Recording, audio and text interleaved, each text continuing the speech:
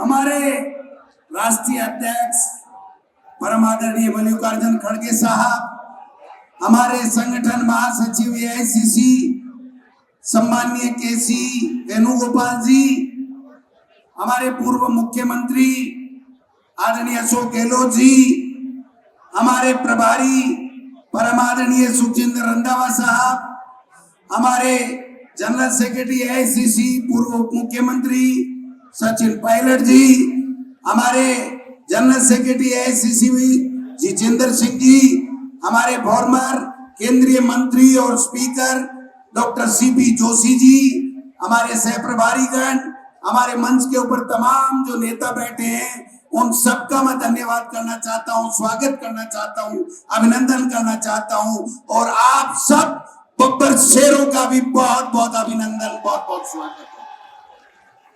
माननीय खड़गे साहब और केसी वेणुगोपाल जी, आपने राजस्थान में जिस तरीके से कांग्रेस को आगे बढ़ाने के लिए, इन बब्बर शेरों को तैयार करने के लिए हमको मौका दिया है, आज ये बब्बर शेर इस संविधान, इस लोकतंत्र और इस देश को बचाने के लिए अपनी जान की बाजी में लगाने के लिए तैयार है।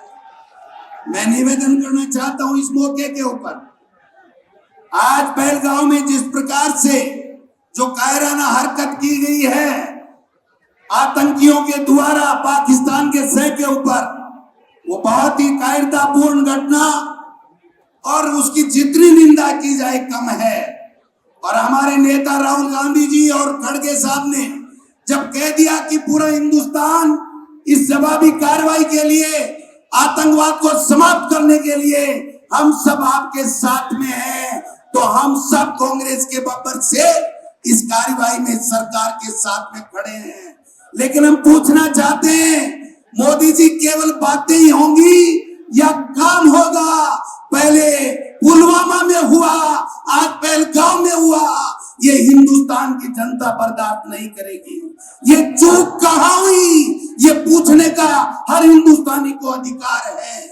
आप संविधान को तोड़ने की बातें करते हो, संविधान को बदलने की बातें करते हो, लेकिन आपने तो वादे बड़े बड़े किए थे मोदी जी।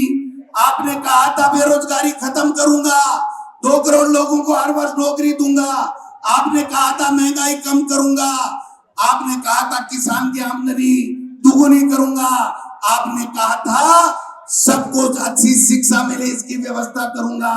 लेकिन 11 साल बाद में ये हिंदुस्तान के लोग ये पूछना चाहते हैं, आपके उन वादों को क्या हुआ? आपने जो वादे किए थे, एक के बदले 100 सिर लाने की बात हुई थी, उस एक के बदले 100 सिर कब आएंगे? ये देश का नौजवान और देश का आम नागरिक आपसे पूछना चाहता है। अरे जिस पार्टी का देश का प्रधानमंत्री बने, वो अपनी पार्टी की मीटिंग बुला करके अपना नाम नहीं निकलवा सकता।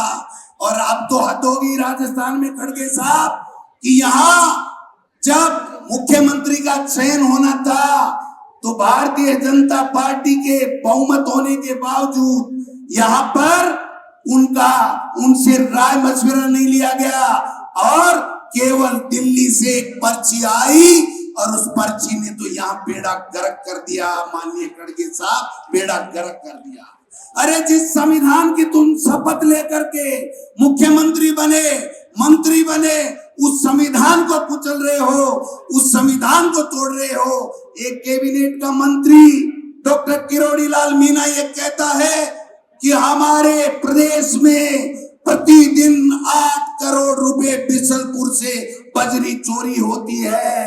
अरे अगर संविधान की शपथ लेने वाले मुख्यमंत्री और उनका कैबिनेट का साथी मंत्री अगर राजस्थान में बजरी माफिया हावी और भ्रष्टाचार की बात कहता है, तो आपके मुंह पर, होठों के ऊपर सिल क्यों जाते हैं? आपके होठ ये बताने का कष्ट करें। मैं निवेदन करना चाहता हूं आप सबसे कि संविधान में ये लिखा हुआ है कि 5 साल में राजीव गांधी जी हमारे नेता अमर हो गए, उन्होंने 73वां और 74वां संशोधन किया था। आज भी वो संशोधन के तहत 5 साल में पंचायती राज और नगर निकाय के चुनाव होने चाहिए।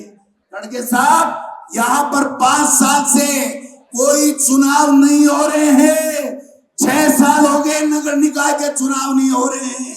मैं पूछना चाहता हूं कि आप संविधान के अनुच्छेद 243 और 243 के तहत 5 साल में नगर निकाय और संविधान के चुनाव होने अनिवार्य है कि नहीं है? हो रहे हैं क्या? 1 साल से प्रशासक लगा रखे हैं। मैं पूछना चाहता हूं, आप संविधान की बातें कर रहे हो कि आप रैली क्यों कर रहे हो? ये रैली इसलिए कर रहे हैं कि आप संविधान को नहीं मान रहे हो, सुप्रीम कोर्ट के आदेश को नहीं मान रहे हो। सुप्रीम कोर्ट ये कह रहा है कि 5 साल से ज्यादा आप किसी भी रूप में परिसीमन का नाम लेकर के या कोई भी नाम लेकर के आप समय नहीं निकाल सकते। 1 साल ऊपर हो गया। 1 स्टेट 1 इलेक्शन की बात करने वालों से पूछना चाहता हूं कि तुम्हारी केंद्र में सरकार है, तुम्हारी राजस्थान में सरकार है, आपने कौन सा कानून पारित किया, कौन सा संविधान में संशोधन किया कि आपको यह अधिकार मिल गया कि आप मर्जी आए जब नगर निकाय के और पंचायत राज के चुनाव करोगे? मैं पूछना चाहता हूं आपसे, आप आवाज दबाना चाहते हो विपक्ष की?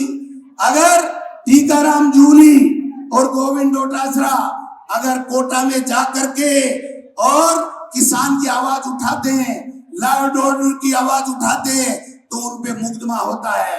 एक मुख्यमंत्री को एक कार्यकर्ता अगर सीकर में काला झंडा दिखा करके कहता है कि जिले और संभाग क्यों खत्म कर दिए, हमको बताओ हमारा गुनाह क्या है, तो उसके ऊपर उसको जेल के सलाखों में उसकी आतंकवादी की तरफ परेड निकाली जाती है। मैं इस मंच से माननीय मुख्यमंत्री जी और सरकार में बैठे हुए लोगों से पूछना चाहता हूं, अरे परेड तो आपको डबल इंजन की सरकार को उस आतंकवादियों की निकाल करके जवाब देना चाहिए, खून का बदला कौन से लेना चाहिए, वो आप कर नहीं रहे हो।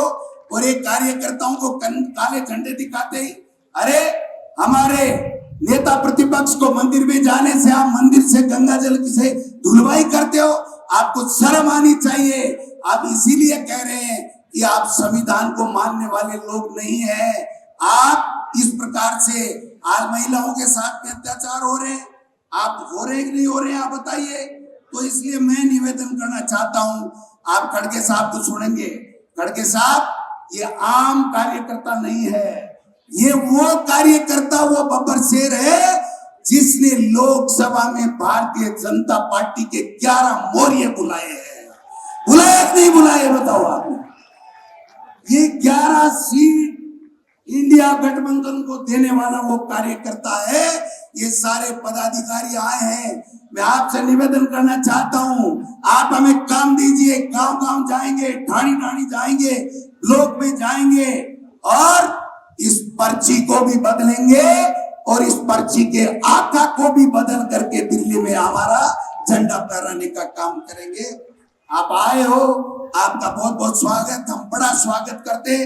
लेकिन आपने निर्देश दिए थे कि निर्दोष 27-28 हमारे इंडियन शहीद हो गए हैं आतंकवादियों की गोली से, इसलिए हमारा स्वागत मत करना, केवल सूत की माला। लेकिन मैं कहना चाहता हूं, ये हमारा उधार रहेगा। आप दोबारा केसी वेणुगोपाल जी से आग्रह है, खड़गे साहब और राहुल गांधी जी को लाइए, हम दिखा देंगे इस राजस्थान में कांग्रेस जिंदा ही नहीं है। कांग्रेस इनको पछाड़ने में, भाजपा को उखाड़ने में का दम रखती है। आप सब लोग आए हो, आपका बहुत बहुत धन्यवाद। यहाँ तो एक ही चर्चा हो रही है खड़गे साहब, यहाँ तो एक ही चर्चा हो रही है। मंत्री कह रहे हैं कि मंत्रिमंडल का विस्तार कब होगा, आईएएस कह रहे हैं कि हमारी लिस्टें कब आएगी, और आम जनता कह रही है ये राजस्थान की पर्ची कब बदलेगी। ये बात यहाँ पर हो रही है।